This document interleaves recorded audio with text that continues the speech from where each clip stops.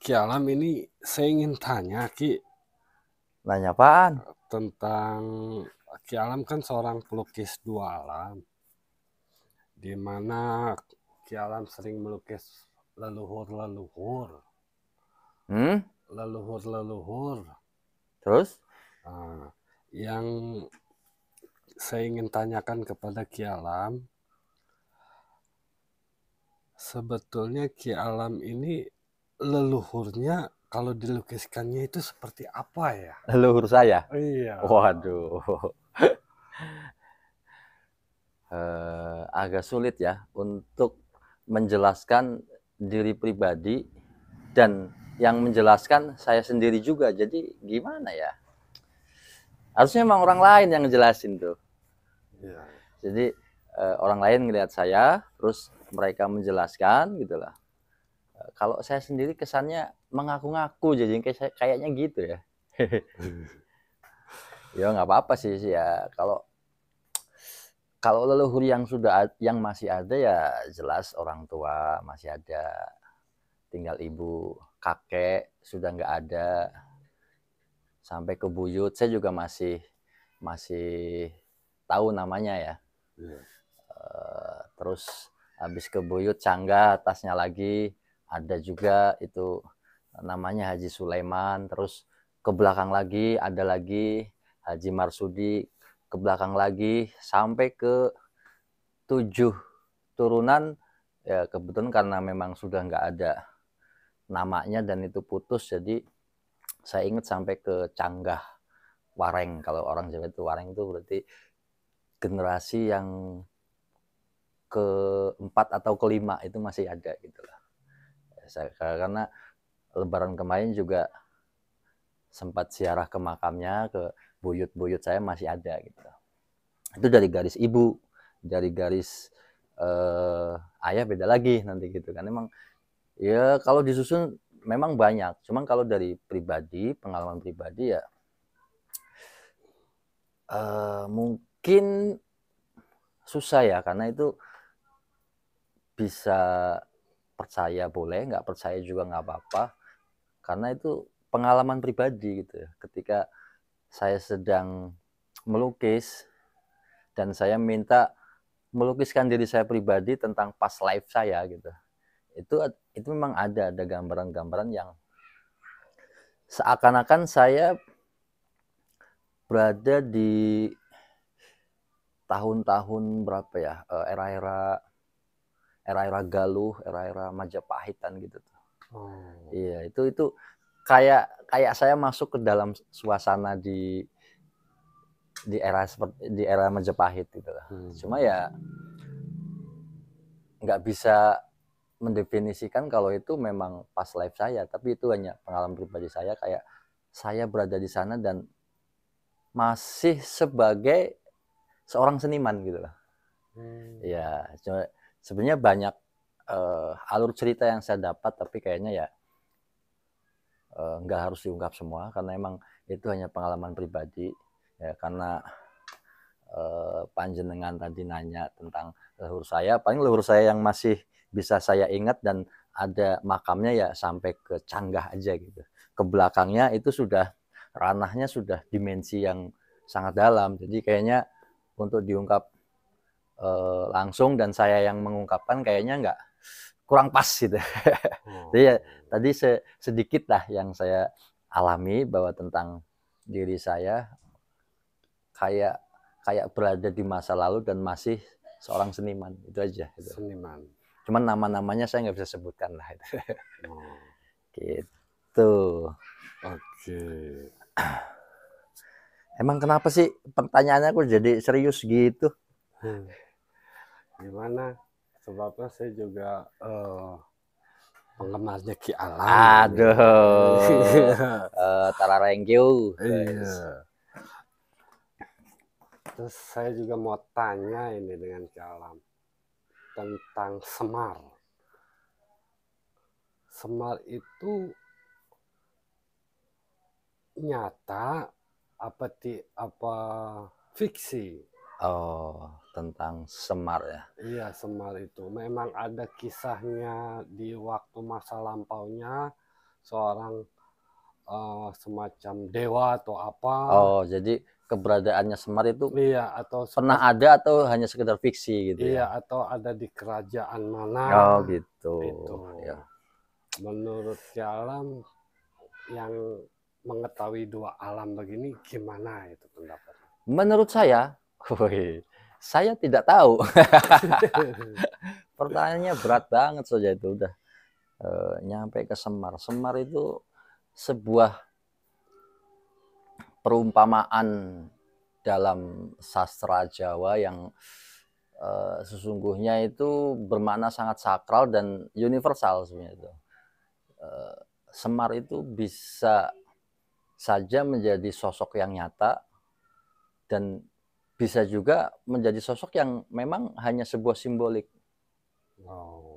Tapi kalau fiksi itu uh, kurang tepat kayaknya. Kalau fiksi itu kayak semacam merekayasa gitu ya. Iya. Jadi kalau ini memang keberadaannya bisa dibilang ada, bisa dibilang hanya sebuah simbolik. Oh. Dianggap bukan makhluk sejenis manusia juga 80% sama, ada tangannya, ada mukanya gitu kan. Ya layaknya manusia gitu. Akan tetapi Semar ini bisa menjadi satu makna yang sebenarnya sangat luas gitu, tergantung orang memaknainya. Iya. Cuma yang lebih banyak saya lihat memaknai tentang Semar ya rata-rata untuk dalam tanda kutip klinik gitu ya. Iya. Di klinik atau jadi sebuah ajian Semar Mesem, Semar Goyang, Semar Pucuk Putih dan Iya. lain sebagainya, karena memang sosok Semar yang sakral ini memang bisa menjadi satu keilmuan bahan untuk kedikjayaan kalau memang ada orang-orang yang mau melakukannya, bisa mengambil keilmuan Semar. Cuman kalau untuk pribadi saya sendiri, Semar itu lebih bermakna ke ketuhanan. Jadi memang Semar itu sebuah simbolik gambaran sifat ketuhanan yang diciptakan oleh seniman pada zaman dahulu di Jawa gitu. Jadi ya itu sebuah penggambaran yang bermakna tentang ketuhanan, artinya gambar Semar itu menyimbolkan. Jadi gini agak susah nih ya. Gini, ceritanya gini menurut yang saya tangkap dengan kacamata batin saya. Jadi zaman dahulu itu ada seorang wali yang ingin mempresentasikan atau mengimplementasikan sebuah media yang nanti akan menjadi gambaran ketuhanan, dan itu kebetulan sang wali itu ketemu seorang seniman. Ya. Jadi seniman itu disuruhnya oleh sang wali, coba gimana kalau kamu itu menggambarkan keberadaan Tuhan. Coba kamu gambarkan dengan keahlianmu tentang ketuhanan. Nah, si seniman ini kan bingung. Karena dia nggak tahu Tuhan itu seperti apa gitu. Sementara sang wali ini justru menggambarkan sosok atau simbolik apapun yang dia ketahui sama seniman itu gitu. Ya akhirnya si seniman itu mencoba menggali ke sang wali itu, memang Tuhan itu seperti apa gitu menurut sang wali gitu. Ya gampangnya itu Tuhan itu maha adil, maha pengasih, maha penyayang gitu ya. Nah, maha penyayang itu jika digambarkan tuh seperti apa? Kan bingung tuh juga tuh. Waduh, itu sifatnya. Coba wali lebih detail lagi tentang keberadaan Tuhan itu, apakah Tuhan itu sosok, makhluk, atau sebuah fenomena lain yang memang ada bentuknya atau memang tidak ada bentuknya gitu. Akhirnya sang wali itu mengungkapkan lagi, Tuhan itu bukan makhluk. Wah, ya si seniman itu dia catat, Tuhan itu bukan makhluk. Tuhan itu bukan laki-laki, bukan perempuan, ya catat lagi. Tidak beranak dan tidak diperanakan. Pokoknya semua dicatat, apa yang disebut dicatat. Lalu si seniman itu minta beberapa hari untuk bertafakur atau bermeditasi. Pada saat itu si seniman itu mencoba mengungkapkan apa yang dikasih wejangan dari sang wali itu untuk menjadi satu gambaran. Akhirnya ya singkat cerita si seniman ini juga seorang wali juga sebenarnya gitu kan. Yeah. Cuman ya saya garis bawahi sebagai seniman aja. Lalu dia dengan imajinasinya membuat satu gambar dan itu sudah berkali-kali dia gagal. Ah ini nggak tepat, itu nggak tepat, ini nggak tepat. Akhirnya dapatlah gambar satu penggambaran yang sampai sekarang dinamai Semar itu. Cuma pada saat itu gambarannya nggak sedetail sekarang. Kalau yang sekarang manusia banget gitu kan. Yeah. Orang melihatnya Semar itu manusia banget. Makanya ada pertanyaan kamu bilang itu, apakah dia manusia, apakah pernah ada gitu kan? Oh, yeah. Karena penggambaran sekarang sudah sangat jauh berbeda itu. Yeah. Kalau dalam kacamata batin saya melihat penggambaran Semar zaman dahulu itu tidak begitu. Bahkan boleh dibilang kalau kita ngelihat sekarang kok jelek banget gitu loh. Iya. Karena memang di situ ada makna yang oleh seniman itu dia lampiaskan di dalam karyanya ketika dari sang wali itu bilang Tuhan itu bukanlah manusia, bukanlah makhluk. Tuhan itu bukanlah perempuan, bukanlah laki-laki. Makanya ya kita lihat gambar Semar sekarang itu dianggap laki-laki tapi punya payudara, gitu kan? Yeah. Dianggap perempuan tapi kok kayak laki-laki, gitu loh. Dianggap orang tua, mukanya orang tua tapi kok punya kuncung kayak anak kecil. Jadi zaman dulu itu di Jawa itu kalau anak kecil dicukur itu dikuncung di sini tuh. Nah, itu menggambarkan sosok Semar itu bukanlah orang tua dan bukanlah anak kecil. Semar itu bukanlah laki-laki, bukan perempuan gitu. Semar itu dianggap berdiri juga kayak duduk, dibilang duduk juga ternyata berdiri gitu. Berdiri. Iya, jadi si Semar ini, penggambaran Semar ini memang nggak jelas gitu loh. Terus tangan satu ke atas, tangan satu ke bawah. Menurut si seniman itu bermakna Semar itu makhluk dari atas sekaligus dari bawah gitu loh. Nah, ke situ. Dan kuncungnya Semar itu kalau zaman dulu yang aslinya saya lihat itu ada 8. Kalau gambaran sekarang kan 1 aja gitu kan. Iya. Dan ya di mana-mana sejarah pasti ada ditambahin, ada dikurangin gitu kan. Iya.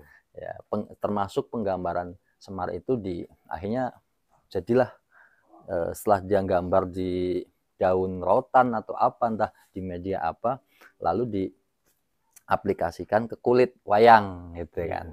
Menjadi sosok tokoh dan dikasih nama Semar. Ya sebenarnya bukan Semar nama aslinya, mungkin kenapa Semar, atau ada yang mengatakan Semar itu dari kalimat samar gitu. Jadi memang samar-samar nggak jelas gitu loh. Ini manusia atau bukan, karena emang kalau yang aslinya wajahnya juga nggak begitu gitu, nggak yang digambarkan sekarang, itu udah modifikasi yang ribuan kali gitu. Kalau yang aslinya boleh dikatakan jelek gitu. Dan Semar yang aslinya itu hampir seluruhnya hitam, warnanya hitam. Itu penggambaran badannya itu hitam, tapi ada bagian-bagian yang berwarna merah, kuning, hijau, itu melambangkan 4 unsur yang ada dalam diri manusia yang diberikan oleh Tuhannya gitu loh. Jadi di warna hitam ini menyimbolkan sifat tanah. Kalau yang putih simbolnya sifat air, yang merah sifat api, yang hijau sifat udara, yang kuning sifat udara, yang hitam sifat tanah atau bumi. Yaitu yang terpatri pada dalam diri manusia, kita mempunyai 4 unsur itu. Dan unsur menurut yang digambarkan itu adalah sosok Semar itu berwarna hitam. Jadi dia unsur yang lebih banyak itu unsur bumi, unsur tanah. Artinya tanah itu kan sifatnya sangat ikhlas dia itu. Kita injak-injak, kita kencingi, kita kotori, dia tetap menumbuhkan yang baik-baik. Dia tetap menumbuhkan yang tidak akan keliru. Ya nanam padi ya pasti tumbuhnya padi, nggak mungkin tumbuhnya pisang gitu. Nggak keliru, si tanah ini nggak akan keliru. Kita injak-injak, kita ludahi, kita apapun, dia akan tetap membuahkan rahmat, membuahkan buah-buahan yang kita perlukan untuk makhluknya di atas bumi ini. Jadi sifat padi yang sering kita dengar ya, semakin berisi semakin merunduk gitu. Itu masih sifat di atas tanah. Nah, kalau padi itu ada, itu karena ada tanah. Ya kan? Dan si tanah ini nggak pernah disebut. Bahwa yang menumbuhkan padi, menumbuhkan orang-orang yang berilmu, ini gitu kan? Orang-orang yang semakin berilmu, semakin merunduk gitu kan? Yang menumbuhkan orang-orang berilmu dan semakin berilmu, semakin merunduk, itu adalah tanah. Dan tanah ini nggak pernah disebut. Apakah dia marah? Enggak. Tetap memberi rahmat.